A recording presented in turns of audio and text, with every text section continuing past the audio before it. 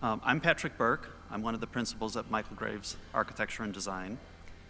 And we'd like to thank everybody for gathering today in this great auditorium and via the internet to celebrate the life of Michael Graves and what he meant to us.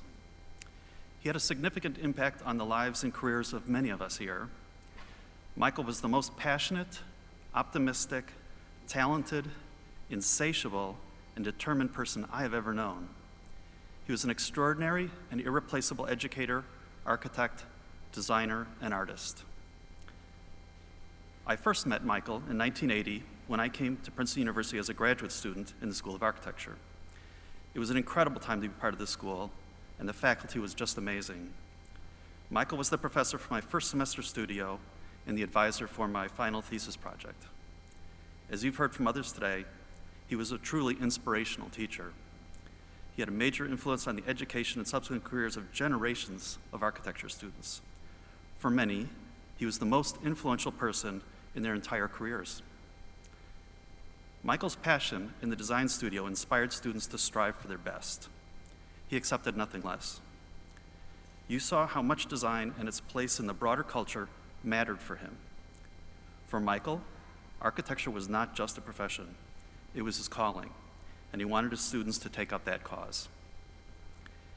He approached design from a humanist point of view and taught that more important than the content of your work was the fact that you were designing for people.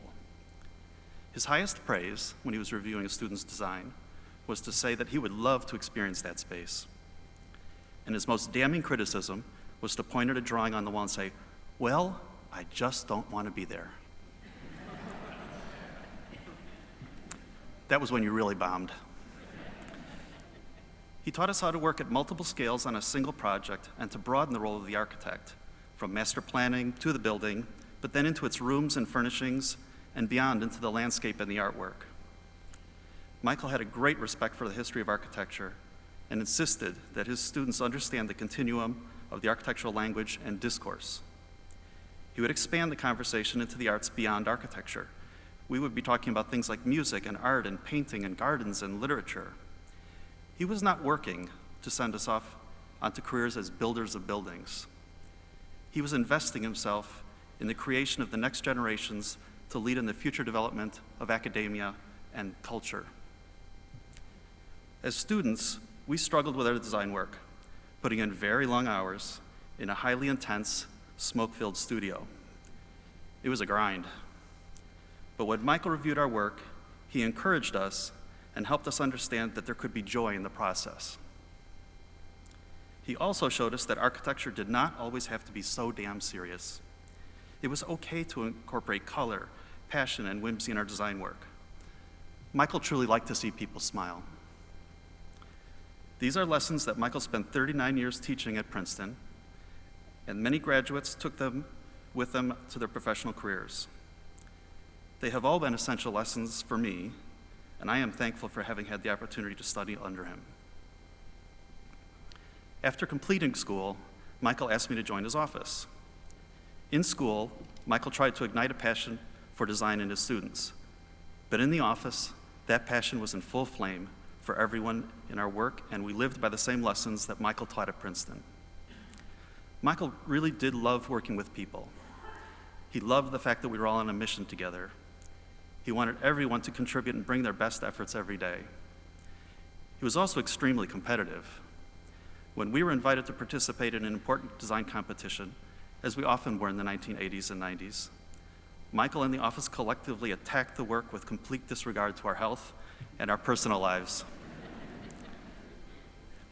We have often been referred to locally in town as that house that keeps its lights on all night. And Michael really liked that. When reviewing work in the office, Michael was a phenomenally insightful and quick critic. He had a remarkable ability to cite historical precedents and a visual memory that was so good that it was uncanny. In school, Michael would accurately and completely draw the historical examples at your desk for you. In the office, we had the library at our disposal, and we would sit together and flip through books on things such as ancient Rome, Bramante, Borromini, Japanese fabric patterns, Lataroi, Schinkel, Italian gardens, Pleshnik, Hoffman, Biedermeier furniture, Lutyens, great examples of city planning, floor plans, facades, rooms, details, furniture, drawings, materials, and patterns. Michael was always filled with admiration in these sessions. He had his own personal take on what was interesting in the great historical work, and it was always insightful. Sometimes after these sessions, you walked away just thinking, wow, that was so great. History was important to Michael. History was full of great stories, and Michael liked good stories. Anybody who knew Michael well knew that when he was telling a story, he never let the facts ruin the story he wanted to tell. His approach to history was as a revisionist. Travel became an ever-increasing part of our lives, and Michael spent an enormous amount of time on the go. Michael always had a hectic and overpacked schedule, and he came to see flights as the only guaranteed downtime he had. Only the very best architects in the generations before Michael got to work internationally, such as Lutyens, Le Corbusier, Wright, and Kahn. The projects done by them in exotic and distant places made an important impression on Michael. So when he started traveling internationally for work, both as an architect and a product designer, he saw this as having really made the big time. There was no one more excited to visit the job site of a project under construction, especially later in the process when you could see the final building taking shape. It was always as if he had been presented with a special gift. And when he was especially happy with the outcome, he could be riding high for days after the visit. Michael did come to love the fame he achieved. He liked being at the center of a whirlwind of attention. But that really never changed him as a person. He was always the same regular, people-loving Midwestern guy, easy to be with. People meeting him for the first time were often surprised to see how down-to-earth and convivial he was. Over the years of working and traveling with Michael, he had two sayings that I heard him repeat often that said a lot about his outlook on life and work. The first was, life is too short. Michael always had big goals. There was so much he wanted to accomplish.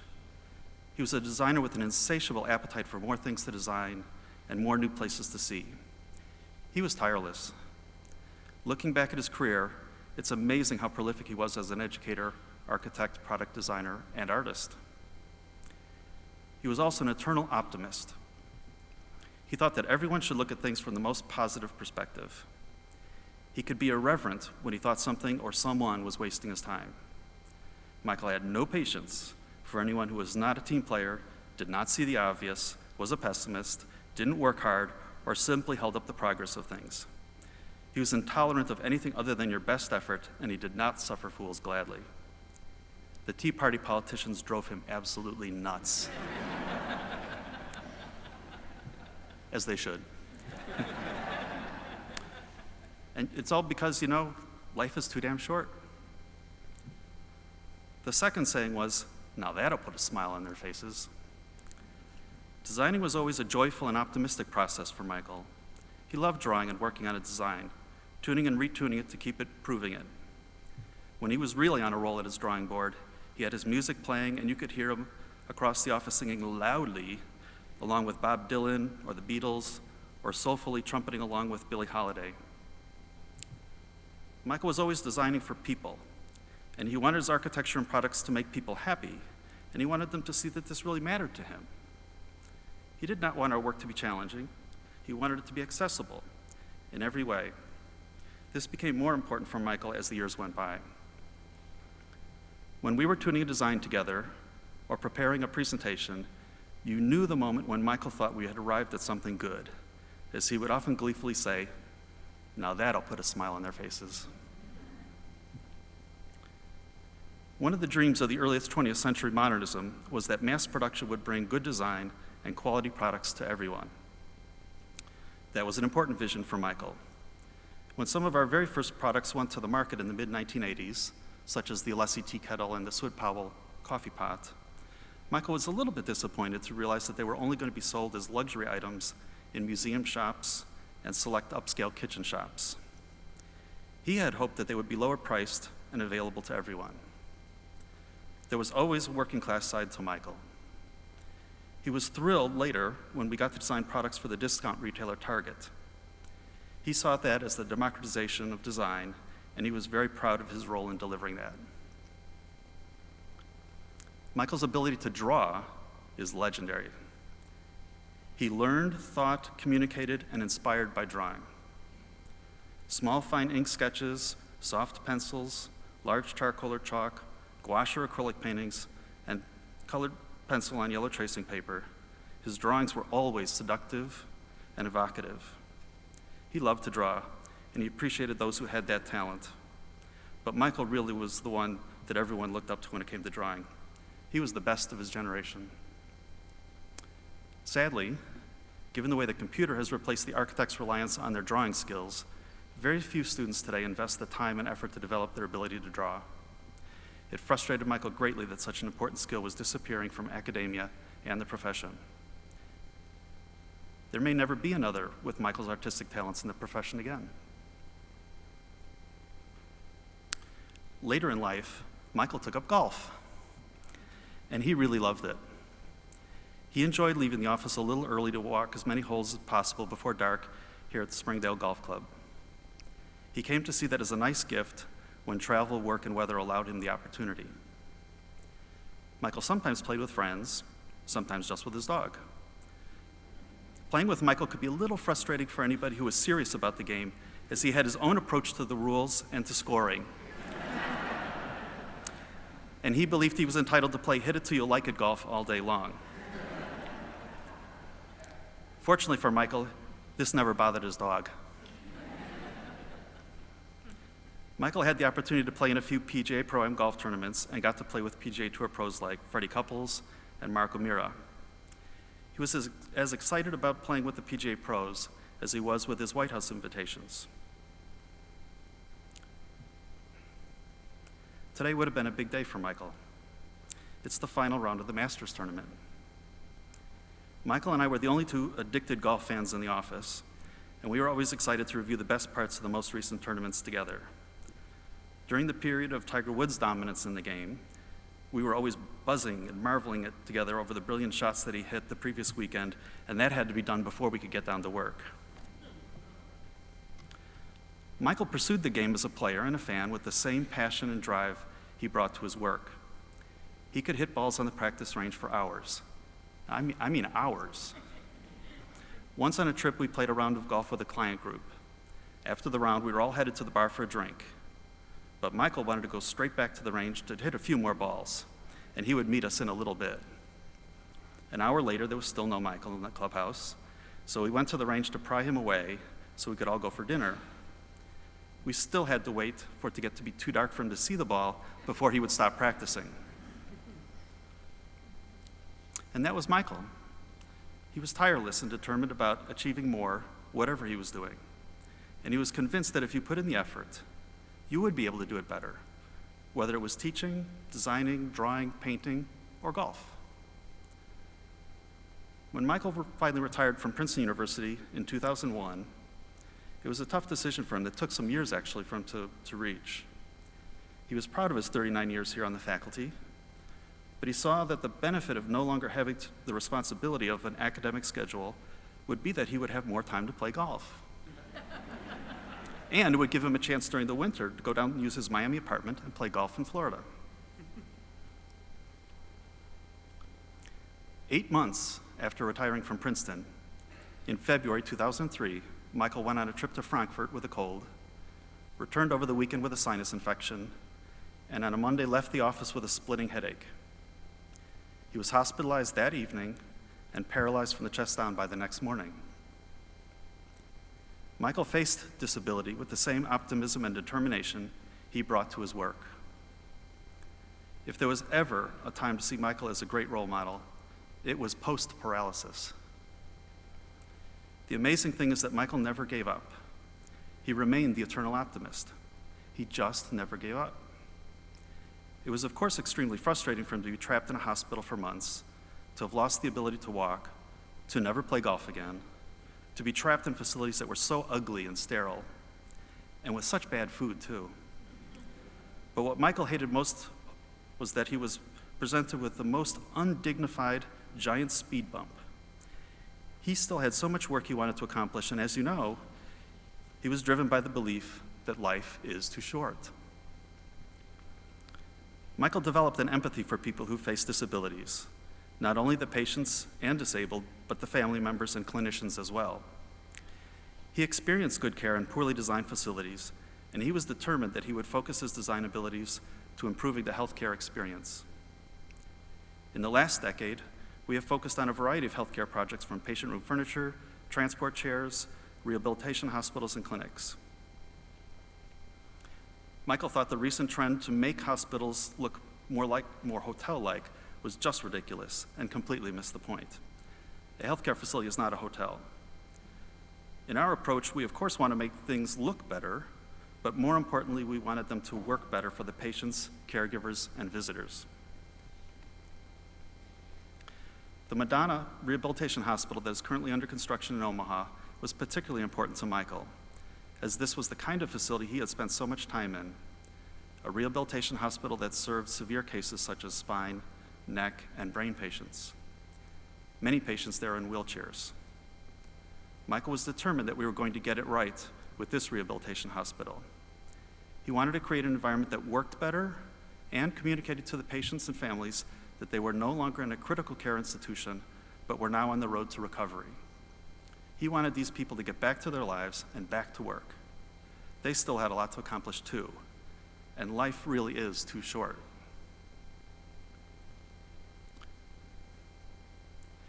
Good architecture and design, and all that was necessary to achieve this, mattered so much to Michael. The fact that Michael succeeded in instilling this passion in so many is demonstrated by the number of people gathered here today to remember and thank him. I imagine that Michael is now busy at work trying to improve heaven. I'm sure there's something that he thinks could have been done better. Michael was my teacher, mentor, boss, partner, and friend. While we will miss him, we will continue on with our work.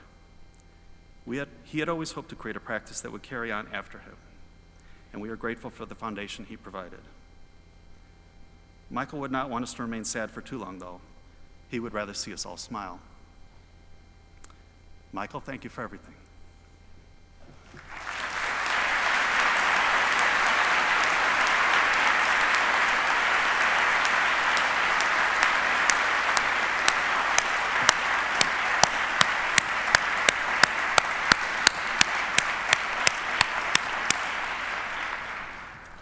Never follow Patrick Burke to the podium. Last weekend, Michael was laid to rest during a small private funeral in the presence of his family. Before Michael's daughter, Sarah, takes the podium to share stories about her dad, I've been given the honor of reading some thoughts from Michael's dearest friend, Min. On March 12th, I lost my best friend. In the beginning, I was his nurse. In the end, I was not only his nurse, but also his most devoted companion. I learned to see the world through his eyes. We became very good traveling companions. He was a wonderful and patient teacher. He gave me much happiness. I will miss him every day. And now it is my distinct honor to introduce Sarah Graves Stelfox.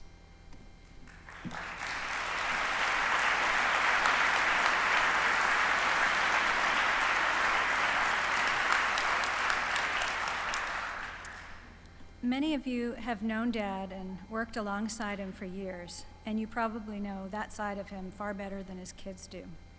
So I thought I'd share some stories that you might not know. When Dad first started teaching at Princeton, he and my mom lived in a beautiful converted barn in Hopewell, New Jersey.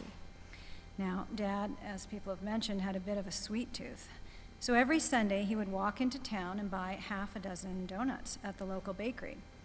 He and my mom were supposed to each have 3, but he usually managed to finagle her last donut for himself. Years later at a party, she overheard him telling the story of the donuts, and it turned out that every Sunday, he actually bought a dozen.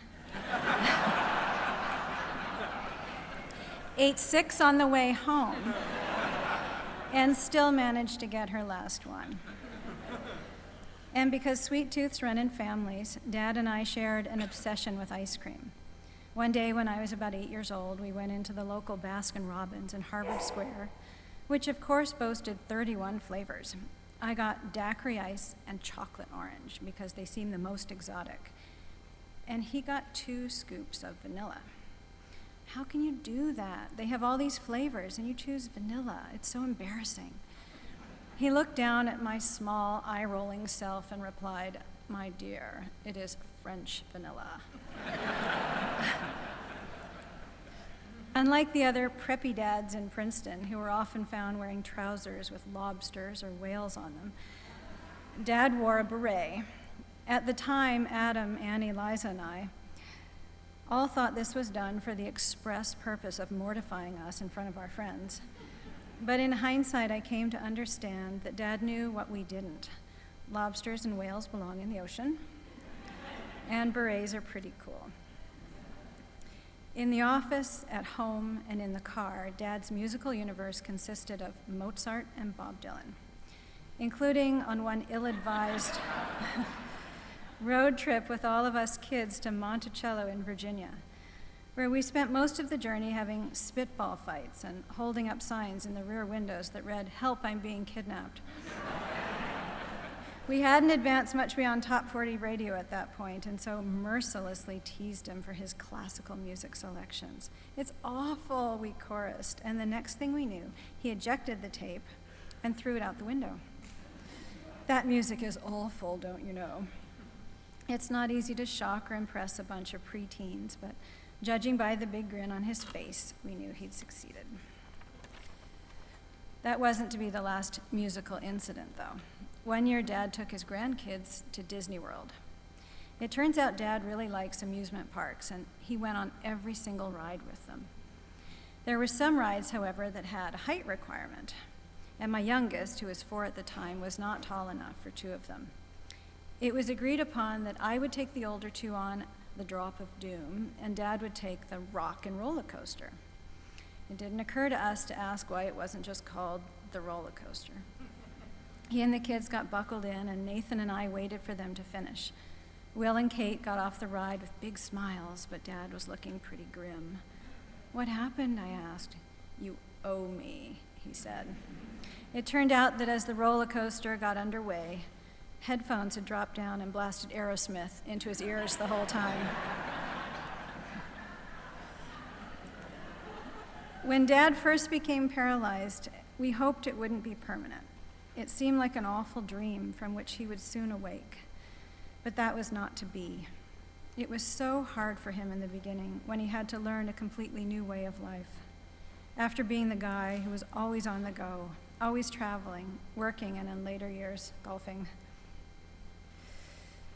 But like the artist he so dearly loved, he had a renaissance of his own, where he began a new creative journey, helped on his way by his dear friend and companion, Min. He painted, covering every wall from floor to ceiling in his home studio with landscapes, portraits, and still lifes. He designed products that would make the lives of fellow disabled people easier and more beautiful. And most importantly, he remained hopeful and positive, his sense of humor still sharp, and he had deep gratitude for being alive every single day. The musician Ray Charles said, "Live every day like it's your last day, because one day you're going to be right." That was Dad. We, his family, will miss him every day.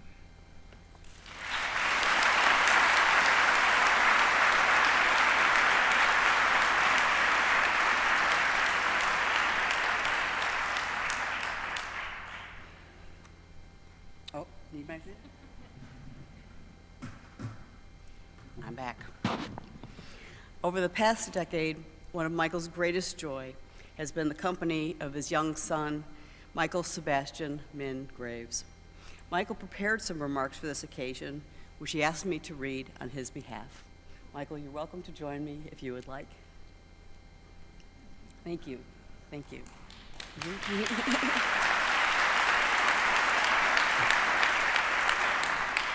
Our story. Architecture is storytelling, Dad used to say, and he was never tired of telling the story of how he chose to be an architect. My mother told me that I had two choices if I wanted to use my interest in drawing to make a living when I grew up. Dad would start, and that I could either be an architect or an engineer. I only had to hear what an engineer did to decide that I wanted to be an architect. As a result, he spent his entire life figuring out what architecture was.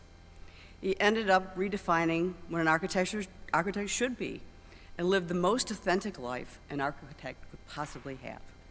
For the past 12 years as my dad, he spent at least 9 of them systematically doing show and tell to let me know what architecture was. Apparently, my maternal grandparents did the same to my mom when she was young. I know my dad would like for me to share with you today some of the lessons he has taught me so far.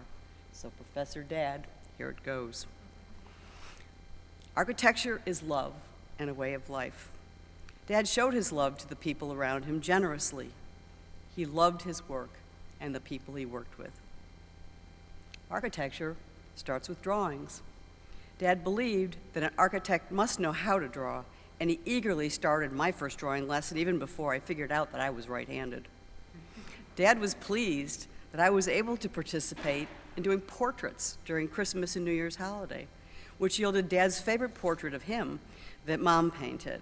But he was really thrilled to watch me draw with his students when we visited Villa Pia in Vatican City, which houses the Pontifical Academy of Science. So thank you, Professor Licudes and Professor Martinez. Architecture is in the details.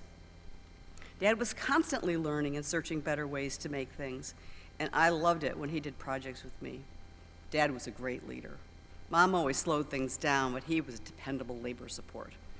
Some of our projects got a little tricky, such as building a model of a section of a roof structure with modular brackets, typical for ancient Chinese architecture. While having architects from China come to help was great, seeing the exact detail on buildings in China in person with Dad really made a big difference. Architecture is understanding through observation. Dad believed that an architect needs to know how to see by traveling. He planned all of our vacation time with trips to take together as a family, starting with a core of places, which included Jefferson's Monticello and the University of Virginia, a mini grand tour of Rome, particularly the American Academy, art shows such as Art Basel Miami, and traveling through China. He planned for us to visit Le Corbusier's Paris this June. Mom and I had decided that if we carry out the itinerary as he planned, we will hopefully have one last conversation with him architecturally. Architecture is conversation. As an architect, Dad always had something interesting to say. We had conversations at Disney World in Orlando, inside the Dolphin and Swan Hotel, in front of the model of the complex. We had conversations at home, or in Rome, or at his exhibition recently. We were always talking. I have a feeling that I will find him speaking to me through his buildings and designs for the rest of my life. So, Dad, just based on what you've shown me so far, I would like to be an architect when I grow up, with my eyes wide open. I know there will be still a lot more in your grand plan of things to show me, so I will keep the conversation going. I love you, Dad, and I miss you terribly.